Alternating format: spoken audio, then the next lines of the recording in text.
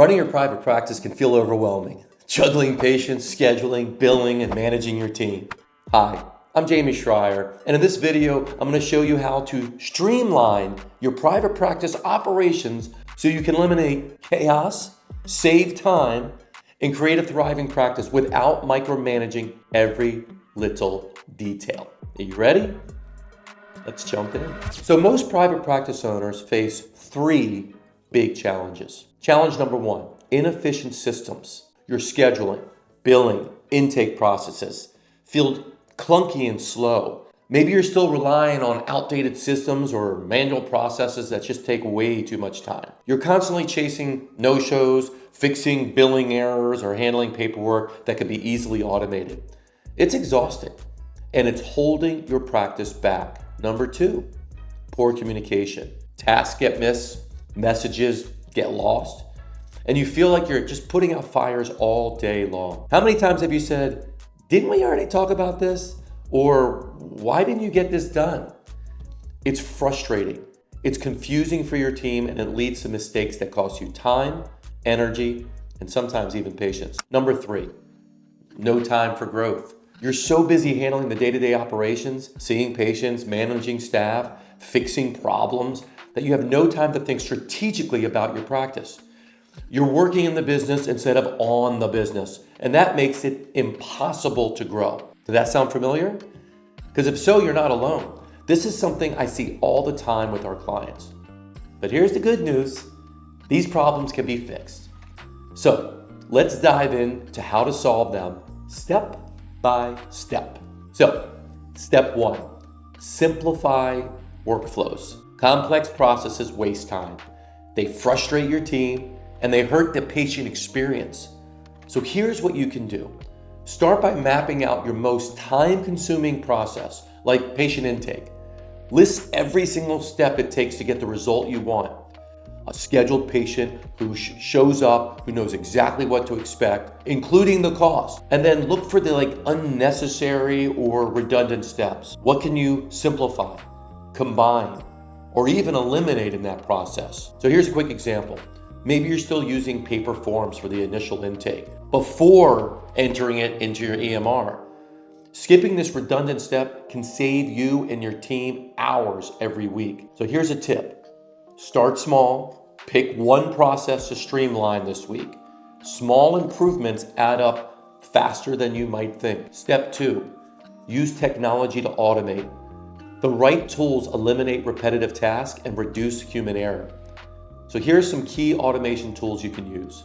For scheduling, use your EMR's function to send automated email and text reminders to cut down late appointments, cancellations, and no-shows. With billing, use a billing system that integrates seamlessly with your EMR, one that has a reliable and responsive support team. As far as content creation, platforms like ChatGPT or Claude.ai can help you create copy for social media posts, in-services, and even workshops in seconds. Here's a tip. Don't overcomplicate it. Start with one tool that solves your biggest frustration and build from there. Step three, improve your team's communication. Poor communication causes confusion, frustration, and poor retention. And that all costs you time and money. So here's what you can do. Hold weekly staff meetings, 20 to 30 minutes max. Share wins, review metrics, and discuss a plan for improvement. Set clear roles and expectations for every single team member. This starts with a well-defined job description during the interview process. Use a shared communication platform. Implement a tool like Slack or Microsoft Teams to your centralized communication. You can create dedicated channels for different teams and project discussions and quick Q&A to eliminate the chaos of scattered emails and texts. This way, everyone knows where to look for updates, questions get answered faster, and you keep communication streamlined without interruption. So here's a tip. Use a channel for team wins or shout outs to celebrate successes and boost morale. Step four, delegate and empower your team. Look, trying to do everything yourself just leads to burnout and your practice stops growing. Instead, try doing this. Identify tasks that don't require your expertise. Things like administrative work, scheduling, or patient follow-ups.